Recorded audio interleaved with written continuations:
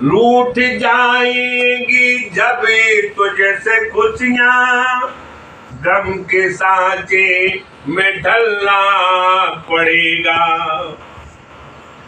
अरे वक्त ऐसा फिर आएगा नादा, कि वक्त ऐसा फिर आएगा नादा, तुझको कांटों पे चलना पड़ेगा। जिंदगी की किराए का घर एक न एक दिन निकलना पड़ेगा। तेरे तेरे जितने भी भाई भतीजे, तेरे जितने भी भाई भतीजे, तेरे साथी हैं सब जीते जीते।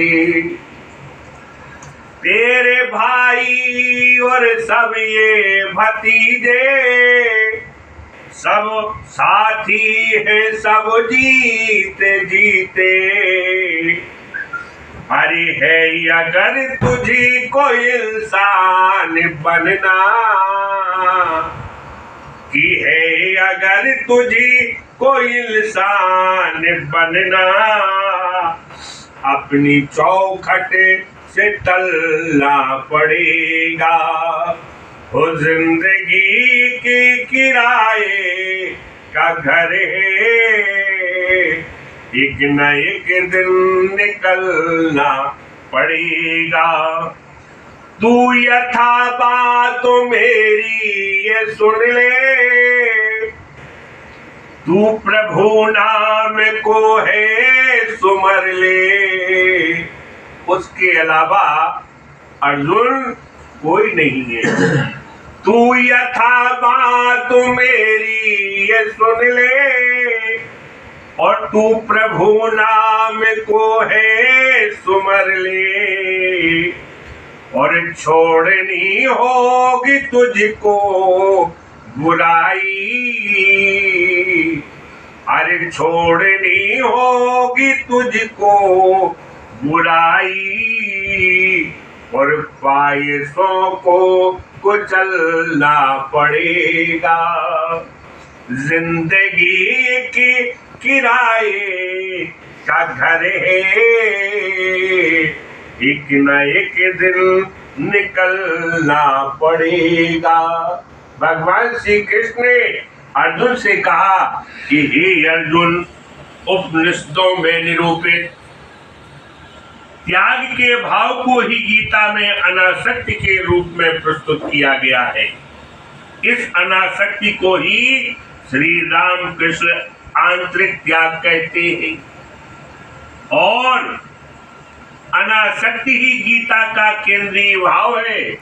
स्वामी जी कहते हैं सभी प्रकार के कर्म करो, किंतु उनमें आसक्त मत हो। तुम सर्वदा निर्विकार रहो, शुद्ध बुद्ध और मुक्त आत्मा हो, निर्लिप्त और साक्षी हो। हमारे दुख का मूल कर्म नहीं आसक्ति है। इसीलिए संतान, पत्नी, पति, कुटुंबी, यश आदि का त्याग करने की कोई आवश्यकता नहीं है। केवल उनमें आसक्त मत बनो।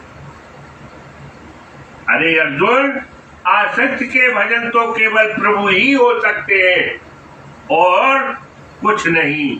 और सबके लिए परिश्रम करें, उन्हें प्यार करो, उनका हित संपादन करो, अवसर आने पर उनके लिए अपने जीवन का बलिदान भी कर दो, परंतु उसमें आसक्त मत हो।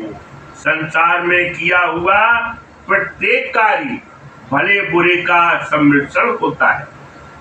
प्रत्येक भले कार्य में कुछ बुराई मिलती रहती है, और प्रत्येक बुरे कार्य में कुछ अच्छाई छिपी रहती है। यदि ये कार्य अपने के लिए किए जाते हैं, तो इनके फलस्वरूप सुख दुख भोगने पड़ते हैं। पर यदि हम प्रत्येक कर्म को उसके फल की आकांक्षा त्याग करके ईश्वर पर समर्पित करें, बुद्धि से करें, अनासक्त भाव से करें, साक्षी भाव से करें, तो हमें उनका फल नहीं भोगना होगा। तब हम कर्मों तथा उनके दोषों से निर्लिप्त रह सकते हैं। और जिस तरह कमल पत्र जल में रहकर भी गीला नहीं होता है, वैसा ही संसार के सुख दुख हमें प्रभावित नहीं कर सकते हैं। ये हे अर्जुन, इसीलिए हमें नाना प्रकार से प्रयास करना चाहिए कि वासुदेव के श्री चरणों का चिंतन करना चाहिए। ओम नमो भगवते वासुदेवाय नमः। ओम नमो भगवते वासुदेवाय नमः।